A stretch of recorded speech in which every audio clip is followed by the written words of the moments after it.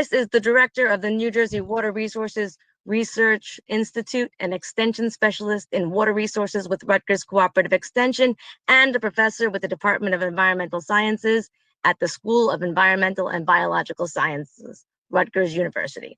Dr. Obropta leads his highly specialized staff from the Rutgers Cooperative Extension Water Resources Program to identify and address community water resource issues using sustainable and practical science-based solutions throughout New Jersey.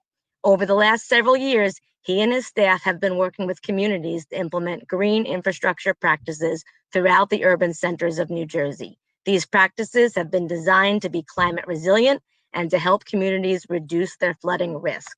So one thing I can say for sure is that Chris is an amazing guy. I've had the opportunity to work with him many times in the past. I've also had the opportunity to see many of his fun and informative presentations. So you're in for a treat. And without further ado, I'm going to shut off my camera, keep watch on the chat, and I'll see you guys later. Off to you, Chris. Okay, can everybody hear me? Can you hear me, Juniper? Is that okay? Yes, I can hear you, but I'm going to mute. Okay, great. Okay. Yeah, it's funny you're saying all that nice stuff about me. My sister's here, actually, and she's working with her fiance on my bathroom, you know, and she's hearing all this nice stuff and she's laughing because she knows none of it's true. So anyway, so this is I work with Cooperative Extension, and most of you guys know the Cooperative Extension service. The whole idea is that we're supposed to extend the knowledge of university out into the state of New Jersey, help people solve their problems. Cooperative Extension originally really focused on agriculture, and the whole idea was to help the farmers increase crop yields and deal with pests and other things like that. What happened was we have an office in every county in New Jersey, so a farmer can go to the county office and ask the county agricultural agent for information. If they can't solve the problem, then they would come to university, and then we would do some research and come up with a solution. I came to Rutgers about 18 years ago, and I run the Water Resources Program. This is our current mission. We kind of changed it up a little bit, talking more about equity and sustainability. But the whole point of this is my job. I'm housed in New Brunswick. I've got 10 full-time staff that work for me, engineers, landscape architects, environmental scientists, some policy folks. But my job is really to run around the state and help people solve their water problems. And that's what I do most of the time. I also teach a little bit, and I run the Research Institute too at Rutgers, the Water Institute. So today we're going to talk a little bit about green infrastructure and give you some examples of stuff that we have done and that's been going on. I think we need to first start with some of the problems in New Jersey that we're trying to address. The big one that we're always focusing on is localized flooding. So this is the flooding that occurs when we get, just a couple inches of rain. Roads are closed, bridges are closed. It really inconveniences people's lives. I live here in Hillsborough. When we get about an inch of rain, the two causeways over the Millstone River get flooded out, and there's only one way to get over the Millstone River. So it really screws up traffic in the morning and at night when you're coming home from work. And that happens about 15, 16 times a year. The other flooding we worry a lot about is this major flooding, these hurricanes, these nor'easters that we get when they're dropping 5, 6, 10 inches of rain on us. There's not a lot we can do about that as far as managing that water, other than making sure we're out of harm's way and we're being safe and not putting our lives in danger. The other thing we worry about is the health of the waterways. We look at it from a chemical standpoint. Are there pollutants actually in the waterway? A lot of pollutants we have in waterways in New Jersey are phosphorus, nitrogen, so nutrients. We think a lot about the physical aspects of our waterways. Is there erosion that's occurring, stream bank erosion, down cutting? There's a stream of access to the floodplain? And then we think about biological aspects of our waterways. Is it healthy enough for aquatic organisms, fish? Does it have a sustainable, aquatic life in that waterway? Lately, we worried about harmful algal blooms. This has been a big issue in New Jersey, not just in the lakes in the northwest part of the state where this conference is currently being held, although I know it's virtual, but throughout all of New Jersey. So a lot of the lakes in the state have these problems.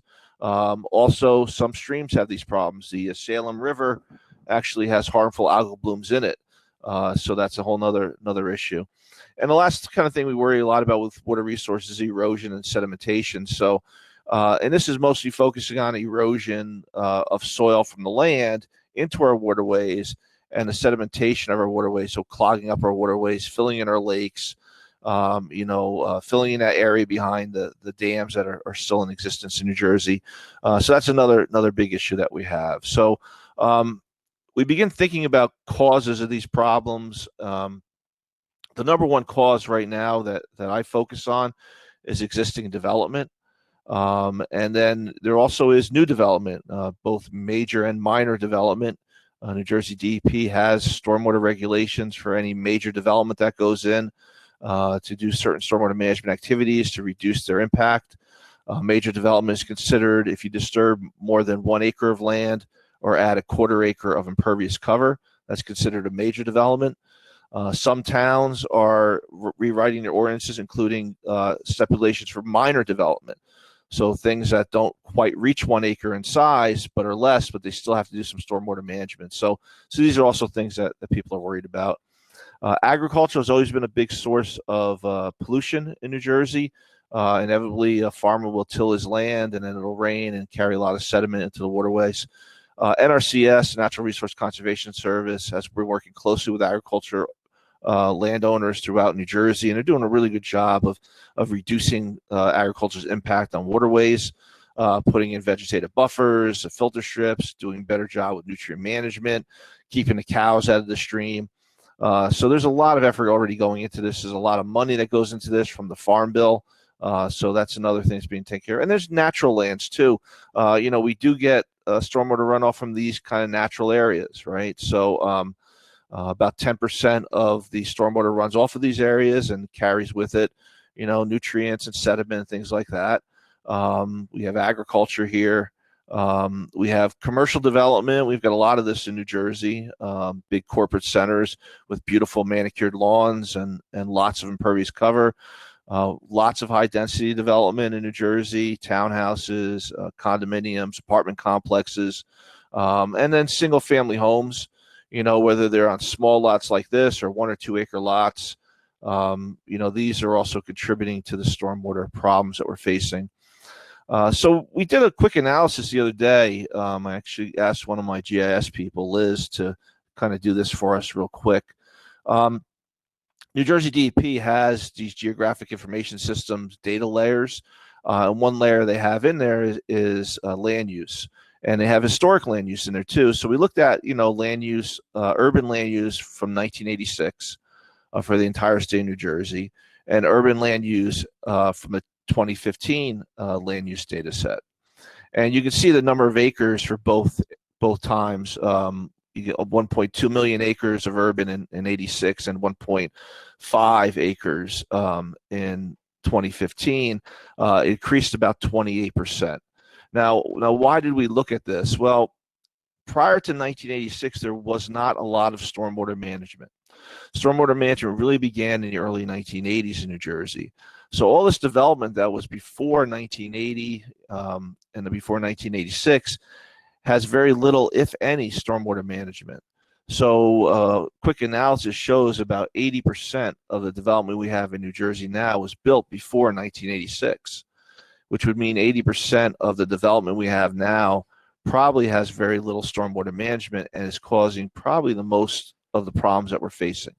Okay, people are always worried about the new development going in, and we need to make sure that Wawa or that Walmart is being regulated. Well, that's all well and good. There's regulations that they have to follow, and the state's very diligent about making sure they follow those. But I'm telling you right now that that's not the problem. The problem is the existing development that was built before 1986. That's what we have to address. That's what we have to go back and fix. And the way we do that is we go back in and we fix it with green infrastructure. So here at Rutgers, we call it green infrastructure. And when we're talking about that, we're referring to green stormwater infrastructure. Some people call it GSI versus GI.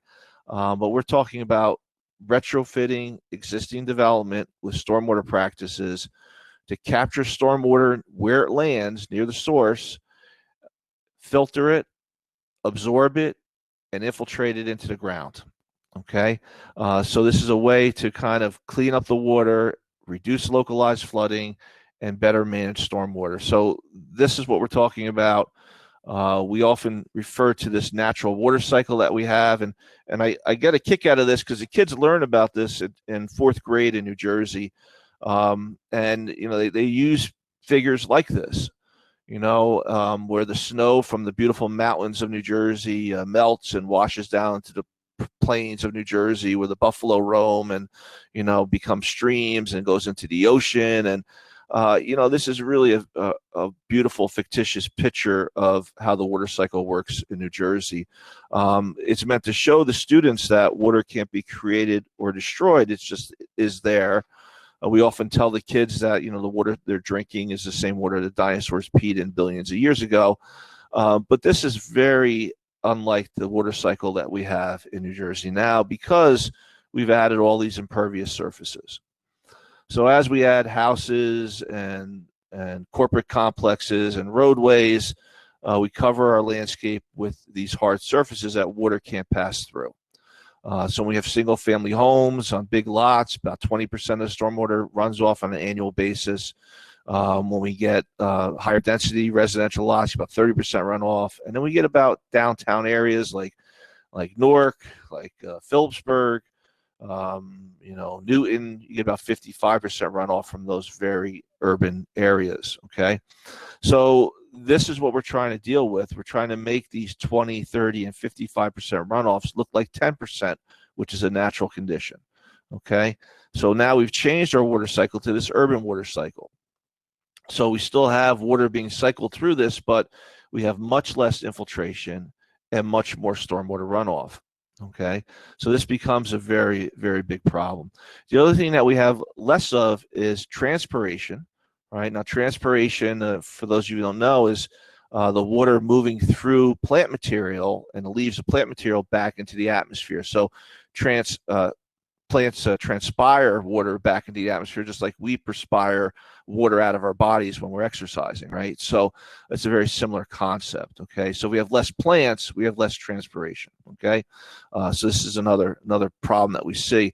The other issue we can see with this figure here is that stormwater runs off these hard surfaces, the pavement, rooftops, and they go in catch basins, and then are piped directly to the lake or the stream. So now the water is being short-circuited and moving to our waterways much faster, creating those flooding problems that we see in New Jersey.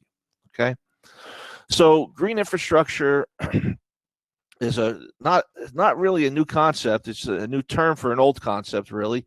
It's kind of using natural systems to treat stormwater, right? Green infrastructure systems look to mimic or restore that natural water cycle, the hydraulic cycle. Green infrastructure practices have at least one of these 5 features, right? So either they provide additional infiltration, they provide filtration, so they're actually filtering the water, they provide storage where they're holding the water so we can use it later or let it out slowly later. They're increasing evaporation, so they're holding the water and letting it evaporate back into the atmosphere, or they're increasing transpiration where they're holding the water in the plant material, and that's getting plant materials pumping it back into the atmosphere. So these are the green infrastructure practices we're going to talk about today, and there's lots of information on this stuff. New Jersey DEP has a best management practice manual, which is really good document, has a lot of information on all these practices, so you can go to that. Rutgers Cooperative Extension, my program, has a green infrastructure guidance document for New Jersey. You can go and get information from that, and I'll show you where our website is a little bit later in the presentation. So we think about bioretention systems, and these are the ones that we're going to focus on: rain gardens, bioswale, stormwater planters, curb extensions, tree filter boxes. Permeable pavements is another green infrastructure practice, rainwater harvesting, dry wells, and rooftop systems. So these are the practices that we're going to talk about today and go through real quickly. The bioretention is one of my favorites because it really does a good job of mimicking nature, right? So now what we're doing is we're creating these landscape features where stormwater will go into, they'll fill up with 6, 12 inches of water. That water will sit there for about 24 hours as it slowly percolates into the ground. As it's moving through the soil and the plant material, it's getting cleaner and cleaner. and eventually getting to the groundwater table and recharging the groundwater table, restoring that infiltration component of the water cycle. So it becomes a very important aspect of it. So rain gardens is one we often use. When I first started at Rutgers 18 years ago, I had gotten some grant funding, and I went to a couple homeowners associations, and I offered them bioretention systems. I told them we could build one in everybody's front yard, and they told me they didn't want to build anything in their front yard. It sounded toxic. We went back a few months later and said, well, we got some more money. We can build everybody a rain garden. And, it's a shallow landscape depression designed to capture stormwater from the road or the rooftop. So it's a beautiful landscape feature. And all the people thought, wow, this is wonderful. The State University is going to give us free gardens. This is a great thing. So terminology becomes very important in this business. The cross section of a rain garden, you can see it here. Usually we're digging down about 21 inches here. We're putting in 12 inches of good bioretention soil mix. That bioretention mix usually consists of about 70% very coarse sand and 30% compost. Sometimes we go as little as 15% compost and 85% coarse sand. We have 3 inches of mulch in these gardens to keep the weeds back. And the ponding depth is usually anywhere between 3 to 12 inches in the garden. Okay. And you can see this is the rain garden, one of the first projects that was done in the country. This is in Minnesota. This is the blue house picture that we refer to it as. What happened was they wanted to put in a stormwater system in this development, catch basins and pipes, so they could capture the water and take it away so this development wouldn't flood out. They realized that was going to be very expensive, so they offered people rain gardens. So everybody got their choice of the easy shrub rain garden, the easy lily rain garden, easy wildflower rain garden, and they put curb cuts in the road, so as water is traveling along the curb, it goes into the garden in front of these people's houses. That garden will fill up with 6 inches of water, and it'll slowly infiltrate into the ground. When that garden becomes full, the water will continue along the curb and go down to either the next garden or eventually out into the stream. Okay, so this is a great picture. I like before and after. It actually shows the beauty of it. It shows how the rain garden actually increased the property value of this home. It looks a lot nicer with the garden in it than it did before. So it's something that we're really kind of being thinking about. Lots of different types of rain gardens in New Jersey. We've built these everywhere, and I'll talk a little bit later about our 50 rain garden project that we just we're finishing up right now for the 50th anniversary of Earth Day. This is a rain garden we built in Camden. This is actually an old site, abandoned gas station site. And what we did was we made it into a rain garden park. It's now the gateway to the southern ward of Camden. You can see on the top of the picture, there's a grate through the sidewalk. There's a trench drain there, so the water comes off the road through the sidewalk, goes into the rain garden, fills up. When it gets too deep in the rain garden, you can see in the center, there's a little atrium drain there. I don't know if you can see my mouse or not, but what happens is this will fill up with water, and it'll go into this drain, and the excess water will be taken away from a pipe out of the system. So it becomes a really beautiful, beautiful system, right? This is one that we had done at a corporate center. What's interesting about rain gardens is you usually have to excavate out dirt and get rid of it somehow, and that's the most expensive component of it. So in this case, we just used the dirt on site and gave the property a little bit of contour relief. So we do have the depression to hold the water, but we also have some higher spots where we could store the soil that we dug out, so we didn't have to haul it all away and dispose of it in some place that we didn't want to put it. This is a great picture. This is one of a school. What happened here, they had this lawn inlet already there. So we dug down 6 inches around the lawn inlet, that grate in the center. We put stone around it. So when this rains, this fills up with 6 inches of water. It'll sit in there and slowly percolate into the ground over the next 24 hours. When they get a little bit more rain, that 7th inch of rain will go into this outlet and go back to where it was going. So we use that as our overflow for this garden. So it was really a very effective, cost-effective way of building this garden. Here's one at an individual home. You wouldn't be able to tell it's a rain garden unless you got close to it and saw it was a bit of a depression to hold the stormwater. This is taking rooftop runoff. Here's one for a parking lot. So water comes off the parking lot, goes into this garden, and you can see it's beautiful. Lots of plants, pollinators, which is a real big issue right now. It has a multi-stem river birch in it, so a really, really nice system. Adds beauty to the area. A lot of times we're putting picnic tables by these and creating actually spaces where people can use this green and not just use it for managing stormwater runoff. A bioswale is another type of bioretention system. Swale is just a neat word for ditch. And the word bio means life, so it's a ditch with life in it. So basically the idea is the water comes in one end and travels through this swale, and the plants filter out the water. Some of the water gets infiltrated into the ground. But the idea with the swale, it's meant to convey water from one spot to another, whereas a rain garden is meant to fill up uniformly, hold the water in that spot and let it infiltrate. This is meant to pass water from one location to another. So you can see a lot of these along the sides of the road. So as water kind of runs off the road, it'll go into these and then slowly make its way down away from the development as it's getting filtered and treated. Okay, here's another one here. And here's one here with just grass in it. So we see a lot of these throughout New Jersey. This is also very effective at managing stormwater. The diversity of habitat here is really not there because you have a monoculture of turf grass, but it's also can be a very effective tool to capture the water, filter the water, and let the water slowly soak into the ground, so you can still do this type of system. Stormwater planters are interesting, another bioretention system, but they're built into the sidewalks, into the curbs. So, you know, you can see it here. It takes water runoff from the road, takes water from the sidewalk. These are very expensive because they have these concrete around it, so they cost a little bit more money. You can see this one has trench drains taking the water from the road and letting it in there. A lot of these you'll find will have little fences around them, so when people are walking and texting, they don't fall into them. It's another big issue that we see. We have a real detailed cross-section here where it shows it's not just taking sidewalk runoff and roadway runoff, it also has a downspout going into it, taking rooftop runoff. So these systems can really do a great job of managing stormwater. Here's a curb extension. So this is not built into the sidewalk. This is kind of built out into the road. So now we're taking a parking spot away. What's nice about this, it also serves as a traffic calming feature. So if the road is really wide and people are racing down it, when you start bumping out the curbs, it slows people down. So once again, water is traveling along the curb. It'll go into this bioretention area and slowly percolate into the ground, and then it'll overflow and go into an inlet and be taken on its way when we have excess water. And we can see the detail here. A lot of people don't want to lose parking spaces. One thing we've been talking about is putting these in front of fire hydrants. You shouldn't be parking in front of a fire hydrant anyway, so it might be a good spot for a curb extension.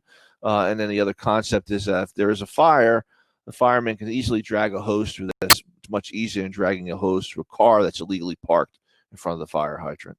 Okay, and you can see the cross section of this too. Permeable pavements, the next thing, and I love this system. This is probably one of my favorite systems.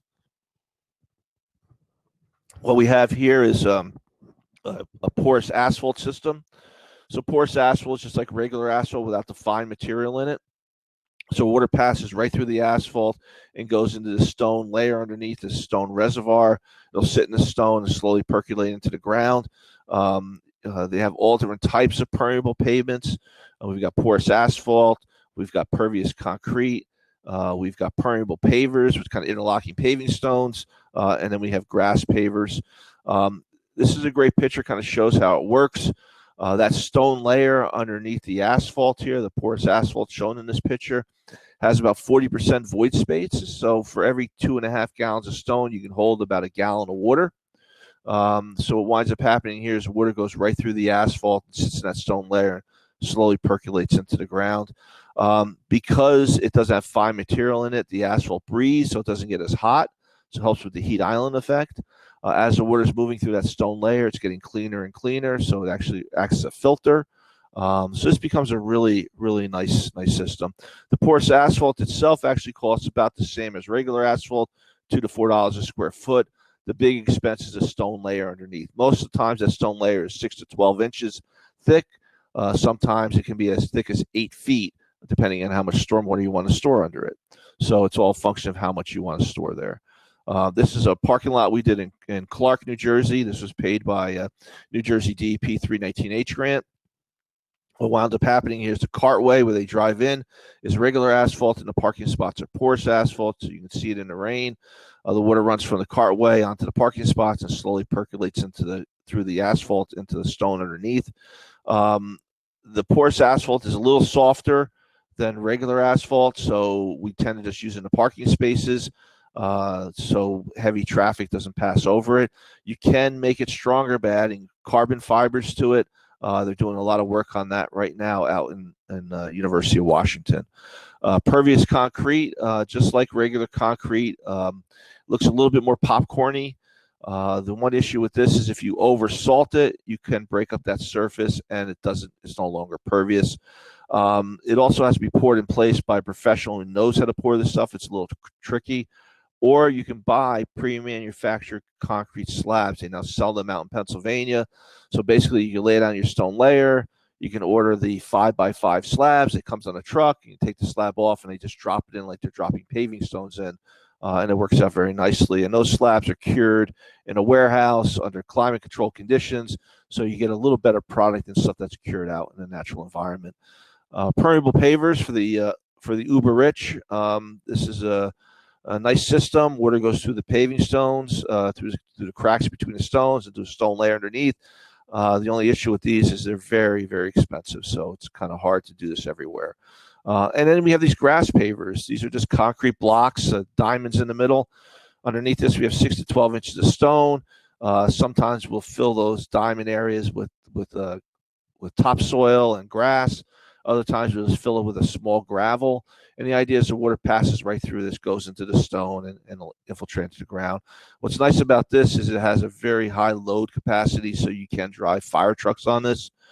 These are great for overflow parking, soccer fields, the church parking lot that only gets used on Christmas and Easter, those kind of things, okay? Okay, rainwater harvesting is another thing that we think a lot about, capturing water and reusing it. We have a lot of these rain barrels, which really don't do much for stormwater management because it only holds about 50 gallons of water.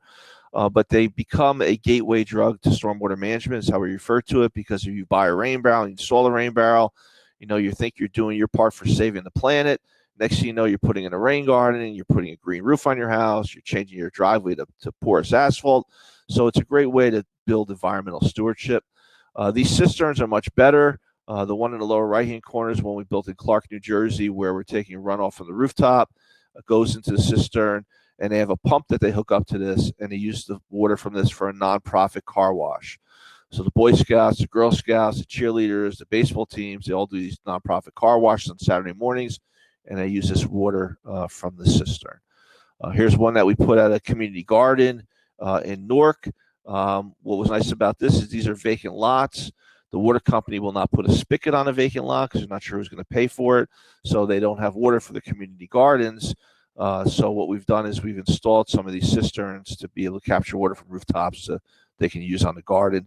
What happens too when that vacant lot is purchased and they're going to develop it, we can go back and drain that cistern, pick it up, and take it to the next community garden. So we never lose that infrastructure. Here's one that we had done in Patterson. Here's a slimline one. This is about 21 inches thick. It's just right against the wall. Really great system. This is Amy Rowe, one of our county agents. She's up in Passaic in Essex County. So she does a lot of this work. So this is another really nice system. And this is one we built at Raritan Community College. And this actually takes water from the internal downspout system in the building. So you see there's no downspouts on the building. All the drainage is internal. And they were able to tap into that and bring it into these cisterns so that they fill up and they use this water to irrigate their landscaping. Dry wells are another thing that we see a lot of. It's like a rain garden, but it's underground. So the whole idea is that you're digging a hole in the ground. You're putting a plastic container in there. You're surrounding with stone, and you're diverting the water to that area and letting it slowly infiltrate into the ground.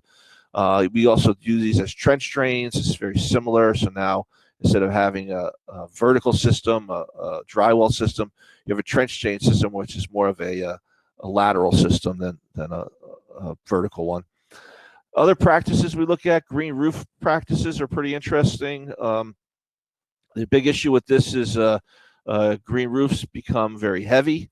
There's an extensive green roof which has sedums and a lot of the vegetation we would use in a green roof is from the southwestern part of our country because the roof is very hot.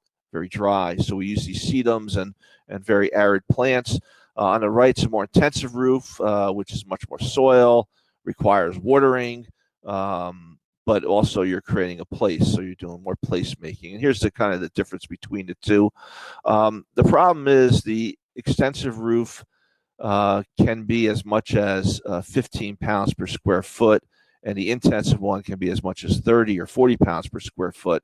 A lot of roofs are not designed for that additional weight, so it's great for new construction. When you're building the roof, you can consider the additional weight, but if you're going to retrofit an existing building, and like I said before, we need to go in where existing development is and better manage stormwater. So if we're trying to use a green roof as a retrofit tool, it's a little bit harder because it's going to be hard to find a structural engineer who's going to sign off on you putting extra weight on the rooftop of that building that wasn't designed to hold it. Okay. There's another practice called a blue roof, which is just like a green roof, except it doesn't have plants. So the whole idea is that you're holding water on the roof and you're letting it evaporate. Okay. So water is very heavy. So both the green roof and the blue roof, maybe they hold about a ½ inch of water. Okay. That's about all they're really good for. Okay. Stormwater wetlands are a great idea. We don't do too much of this in New Jersey because they require a lot of land. And what winds up happening is here you're not just treating stormwater, you're doing also some placemaking, right? So you're creating an area where people can go and recreate and have, walk through trails and be next to nature. So these become really, really nice systems. We don't do enough of this in New Jersey. I'd like to see more of this happen, but it's really hard to find the land for this and also to be able to get all the water to that land so we can create a wetland, okay? And this is a schematic of one. Often we have a sediment forebay, so the water comes into the front end of it, all the sediment settles out, and then it overflows and goes into the main part of the wetland. The sediment forebay is really nice because that's the only area you have to clean out every few years to get rid of the sediment. You don't have to rebuild the wetland every few years, so that's why we kind of put that in there.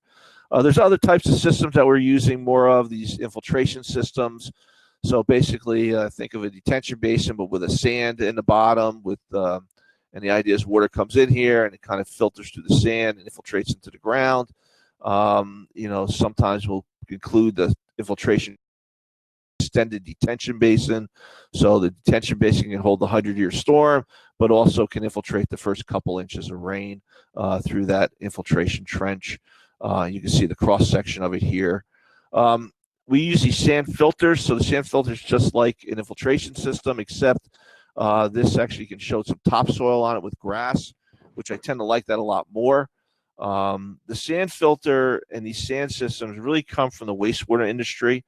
If you have an in-the-ground pool or above-the-ground pool, you know what a sand filter is. Water comes through the filter and the sand filters out the debris in the pool, and then you have to backwash that filter once a week to get that stuff out, to clean out the filter so it continues to function. You don't have the ability to do that with stormwater. So what you have to do is go in here and physically rake out the sand and to kind of break it up and make sure it's still functioning properly. So it's an added maintenance effort that you have to put into these types of systems. Okay. So I showed you the sand filters and infiltration basins because New Jersey DEP has released new stormwater regulations. So by March of 2021, all major development, that's development that disturbs more than 1 acre or adds more than 1/4 acre of impervious cover, will have to treat their stormwater using green infrastructure practices, right? So they'll have to capture the stormwater, hold the water, let it out slowly over time to reduce the peaks from the 2, the 10, and the 100-year storms. They'll have to treat the stormwater runoff to remove the sediment, 80% of the total suspended solids, and they'll have to capture the stormwater and recharge it back into the ground to maintain 100% of their annual average groundwater recharge. So if that development was recharging 1 million gallons of stormwater a year, that site was developing 1 million gallons of stormwater a year. After you get rid of the farm, put in houses, you still have to be recharging 1 million gallons of stormwater a year. So these are current regulations. The difference with the new regulation in 2021 is that you have to satisfy those requirements using green infrastructure, which means that all these systems, you see the word small in front of all these systems, because all the systems, the most they can treat is 2.5 acres. So the time of having the 50-acre subdivision with the 1-acre pond at the bottom that's going to treat the stormwater, that's gone. Instead, you're going to have systems throughout that entire development that treat all the land in 2.5-acre chunks. Okay, so that's the big difference with this. So you see a lot more of that. So I was also asked to talk to you about putting stuff in the ground and how to get this done. As you know, this year's the 50th anniversary of Earth Day. Was not really a great Earth Day. Most of us was confined indoors because of COVID. But we had decided early on that we wanted to try to get 50 rain gardens in the ground with our project partners on Earth Day, or for Earth Day. So this year, so we actually, we're still building a few more this month. I think we've reached about 62. So these are some of the gardens. The one on the left is one that we built in a stormwater detention basin in Hamilton Township. The one on the right is in Caldwell, New Jersey, at their municipal complex.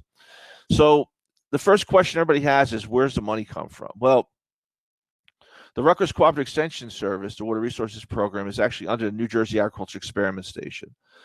So my salary is 100% paid for by the university, faculty there. So I'm tenured, so I don't think they could fire me, but I'm hoping they can't. So anyway, so they pay my salary, and we also have some money. We get donations from people, and we use that money to buy supplies and help people put gardens in the ground. So we do have a little bit of money that we use on our own.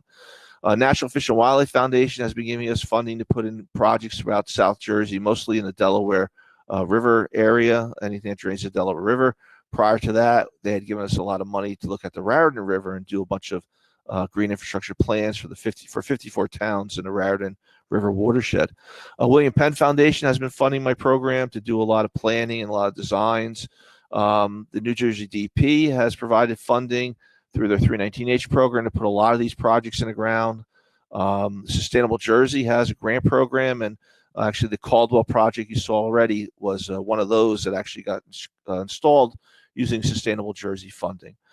Individual municipalities actually fund projects. Woodbridge puts about $60,000 a year in green infrastructure practices into the ground, and their public works guys are the ones building these practices, installing these practices.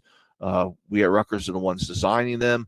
So we have a contract with Woodbridge to do a bunch of designs for them every year so that they can install those practices.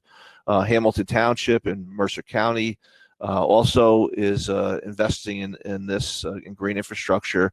And, there's a whole slew of other towns. Monmouth Beach just put a rain garden in. Ocean Township, Deal Lake, they just put a garden in. So there's a lot of different places like that putting stuff in the ground. We get funding from New Jersey Sea Grant, and we use that money to do design and also help with some rain garden projects.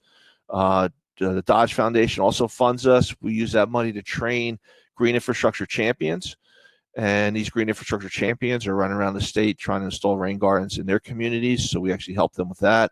And places like the Deal Lake Watershed Alliance, they actually did a fundraiser, and they built a couple rain gardens in a park that they're doing right on Deal Lake. So that happens quite a bit. And a lot of towns, whenever we do a project, we're always trying to get the public works guys from the town to actually help dig out the project. Burnsville is another town that just wrote a check, and they built 3 rain gardens this year. And their public works guys went and they did the excavation, and we did the design. So it was a great project. So you can see all these towns have been doing work. Sometimes we get to go over the river, West Grove, PA. We had one of our colleagues was doing some work over there, and they needed some help, so we went over there and gave them a hand. Apparently, Penn State Cooperative Extension does not have a stormwater guy like me there, so it's every once in a while I have to go across the Delaware to help out. Union County Parks was great. We did a bunch of rain gardens on Trailside in Watchung, and that came out really nice. So you can see all these different projects here. And this is just municipal county support. I didn't even begin to list of project partners. And Junipers, Lapacon Creek Watershed Association, and the Highlands Coalition. They're great partners. Anjec's a great partner. South Jersey Land and Water Trust is a great partner. So all these different groups we've been working with to try to get stuff in the ground. COVID has not slowed us down at all. We could not hire our summer students this year. We couldn't do our intern program. Usually we hire 10 students full-time over the summer. So we couldn't hire any of them, but we wound up using our staff to do most of the work. And then we also subcontracted with the New Jersey Tree Foundation. They helped us build gardens. We have a couple contractors who've been using to build gardens. And it's not just rain gardens. We also put in some porous pavement and bioswales and cisterns, things like that. So what we're doing now is we're putting together the 50 rain gardens for Earth Day. For each rain garden, we'll have a page like this on it with a photograph and a description of, where the rain garden is, how it was funded, how big it is, how much water it manages. So we're just putting this together now. I included a couple of these in here, so you can see some of the ones that we've done. And this is going to be available on our website for you guys to kind of download and take a look at. But was a lot of fun this year getting all this done. I mentioned there's a Green Infrastructure Champion program that we do. We've run this 2 years in a row. We've got 85 certified Green Infrastructure Champions. What we do is we offer 10 courses on green infrastructure. Each are 2 hours long. They used to be face-to-face. Now they're online. And if you take 5 of those classes, you become certified as a champion. And then what we do is we try to use resources to help you put green infrastructure in your community. So most of the projects in these 50 projects that we did, a lot of them were green infrastructure champions were involved. The next class is going to start in January 2021, and you can actually go to the website and get more information on it. This is our website. You can donate to us. It's great. Every time we get donations, we set it aside. And, a great example is we needed money for some plants for the middle school kids were building a garden. So we used our funding to provide plants for them. We needed to hire a contractor to put in the curb cut, and we want to spend a little bit of money of that with the Deal Lake folks. So we're always trying to, whatever we need to do to kick in a little bit to make a project happen, we're always trying to do that. And that's kind of what we use our donations for, that and buying new shovels and equipment and keeping our vehicles running. So this is my contact information, and I'll put back to this page here. If you want to write that down, that website, Green Infrastructure Champion site. It's a great program. People running all over the state doing this work. We found that the best way projects go on the ground is by having someone at the local level to champion it. And if those people don't know what green infrastructure is or need help learning about, this is a great course to take. So that's all I got, Juniper. Am I done? Is that good enough? Or okay, we got 10 minutes. Done. You did outstanding, Chris. 15 minutes for questions. Is that good? Yeah. Yes, we're going to move on to questions now. And in your usual style, you definitely got people talking. So we have about 12 minutes left for the end of the session. So we'll probably make it a bit of a lightning round. Quickly before we get started, I'm just going to put in a little plug for my session, which is tomorrow morning at 10:20, where I'll be describing all of what we do in Lopatcon Creek Initiative with our citizen science program. So stop on by tomorrow and check in on that. And now moving on to Chris. I had to steal a little bit of your thunder there, Chris. I'm sorry. Yeah. Okay, so we have some really great questions. We're going to start with one that you're going to get very excited about, so don't take too much time on it. But can you elaborate on HAB causes and conditions that specifically give rise to HABs? Yeah, so I mean, you're probably better off. Unshare your screen, Chris. Oh, how do I do that? There you go. Okay, so you're probably better off talking to Steve Souza about that. I saw he was on this list here, but so the issue with HABs is most of it's being caused by excessive nutrients in the lakes. Nutrient that we're really worried about is phosphorus in the lakes. Although we're not putting phosphorus in our fertilizer anymore, there's enough phosphorus in the soil, so when it erodes away and washes into the lake, it carries phosphorus with it. That phosphorus is released over time, causing these algal blooms. So there's a couple issues you have to do. One is you really need to control the stormwater going into the lake. You have to do a better job and make sure that water is not getting into the lake, it's getting filtered. We did a great rain garden rebate program for Lake Apacon, and we're going to continue that next year, where we give an hour talk about what a rain garden is. People come in, and then we do a design with them specifically for their home. So we've been designing rain gardens for people's houses. We've been designing lakeside buffers for their houses. And then once they build them, the Lake Apacon Association has gotten funding from the state, and we'll give a rebate. Rebates are usually $3 a square foot an individual home can get up to $450 in rebates. Rebates are very limited, so they encourage people to build things right away before the money runs out.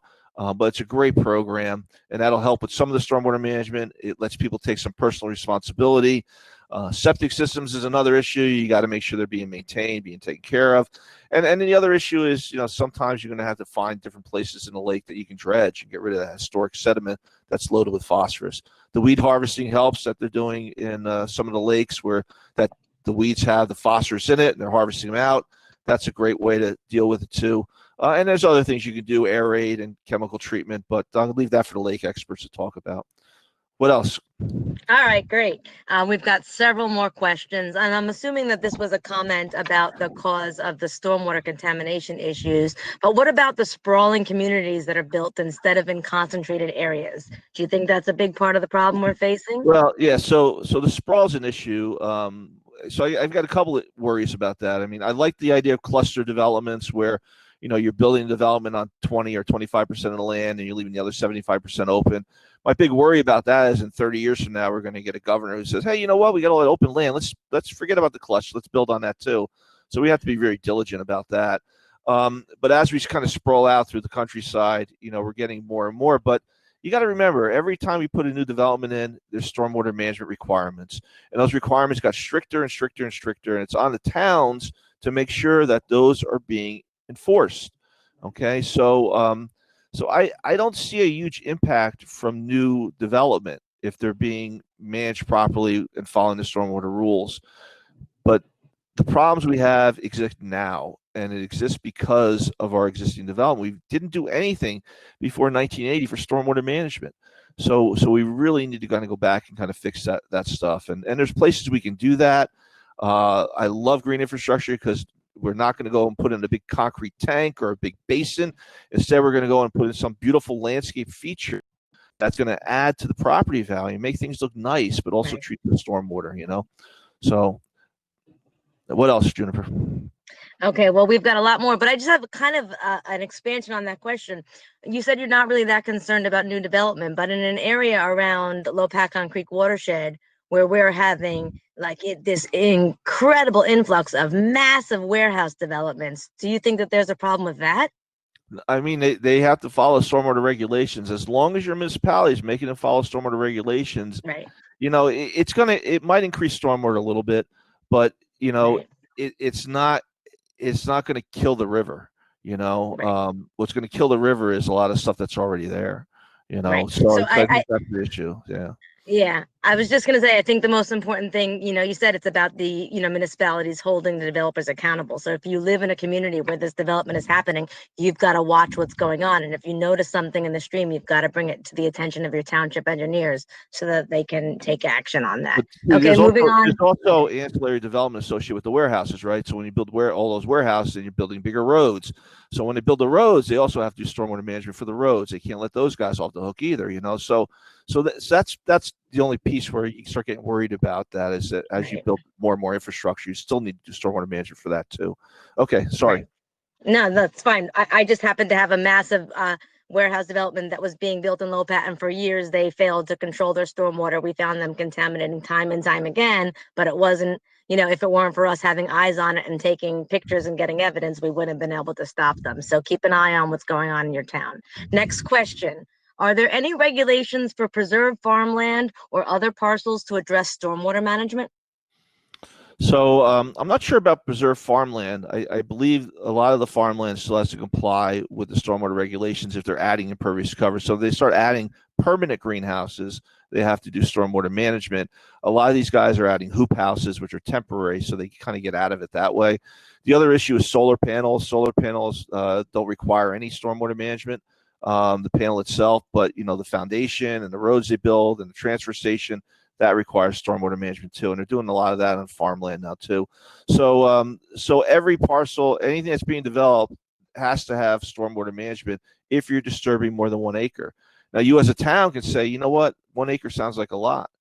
We're gonna reduce that. If you disturb a half an acre, you have to do stormwater management. So you could change those regulations for your town. You can make them more stringent than the state. You just can't make them less stringent than the state. And the Watershed Institute actually has a really great stormwater control ordinance out now that is more stringent than DEP's, and I encourage you guys to look at it. It may be appropriate for your town. Okay. All right, great. We got 5 more minutes, so let's do a little bit of a lightning round. Is there anything being done about the aging CSOs that plague cities, those combined Yeah, sewers? so the combined sewer overflows in the cities are all being regulated by EPA and New Jersey DEP. Every one of them just produced all 21 communities that have combined sewer overflows produced long-term control plans.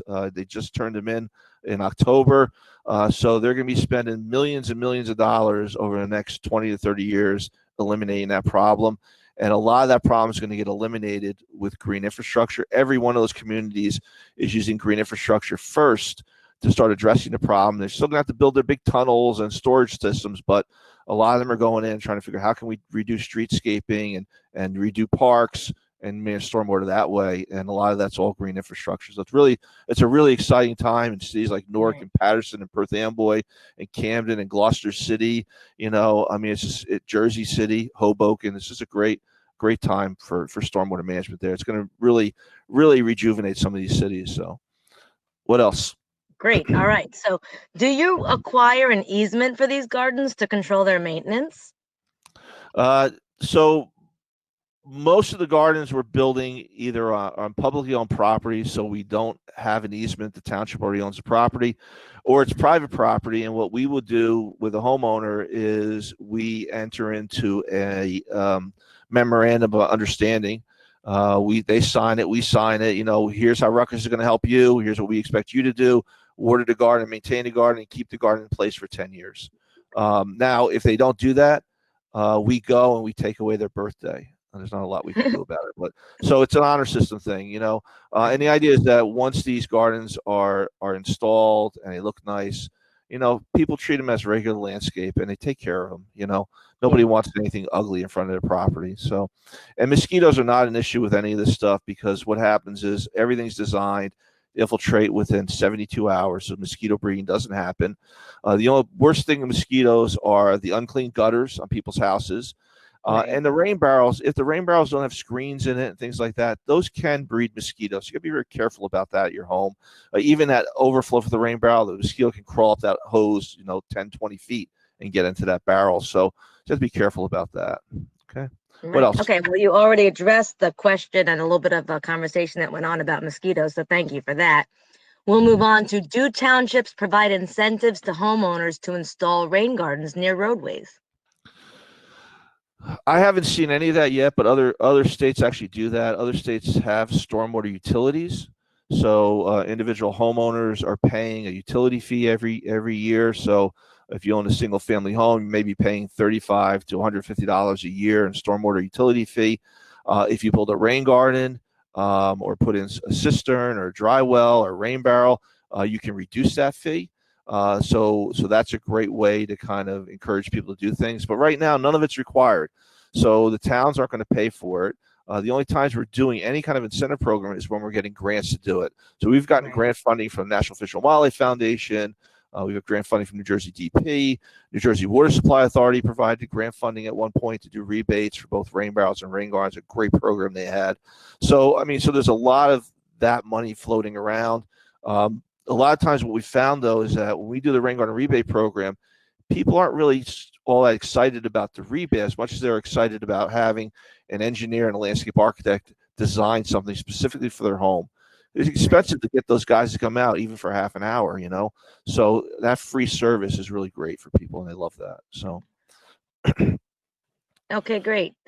There was a little bit of a discussion and a few different questions about the pervious pavement. So I know that there's concerns about how that works when it freezes over in the icy weather and if it gets clogged up. Okay. So let's just eliminate that right off the bat. the ice and the cold weather, it's not an issue at all with permeable pavement. They use this up in New Hampshire. They tested New Hampshire. University of New Hampshire has a bunch of papers and studies on it. Matter of fact, if you have a porous asphalt parking lot, you're going to use less salt on that parking lot than you would if it was regular asphalt. Okay, so now you're saving money on salt, right? The other issue is you can plow it the same way. You know, maybe you don't have to lower the plow so much, but when the snow melts on the porous asphalt parking lot, it goes right through the asphalt into the stone layer, so you get no black ice. So Right. I mean, so it's not, the ice and the freezing is not an issue if it's built right, okay, and if it's designed right, okay. So that's not an issue at all. The porous asphalt lasts as long as regular asphalt. People always ask that question, provided it's being maintained. But you do have to vacuum it a few times a year. You know, so Right. usually you're power washing it and then you're vacuuming it out, and you're taking that water out. And they recommend 4 times a year. Most people do it twice a year, and that's usually enough. This stuff infiltrates at 1,000 inches per hour. So even if 90% of it clogs, it's going to infiltrate at 100 inches per hour. So, if we get a rainstorm event that drops 100 inches of rain in an hour, I think we better more worry about something else other than that asphalt clogging. We should be building an ark and putting animals on 2x2. So I yeah, hope I so get on. it's durable. It's a great system. I don't understand why it's not being used in every parking lot throughout New Jersey. Okay, Yeah, I agree. it I makes agree. perfect sense. Yeah. All right, we are a minute over, and I know that everyone wants to hop over and check out some of the exhibits, which is what you have 15 minutes to do before the next workshop.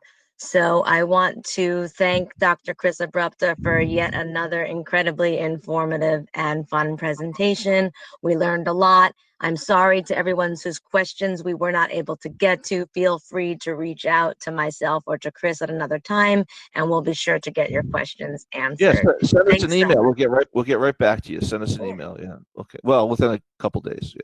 So, thank you, Juniper. This was Thank you, great. everyone. We really appreciate it. Take care, guys.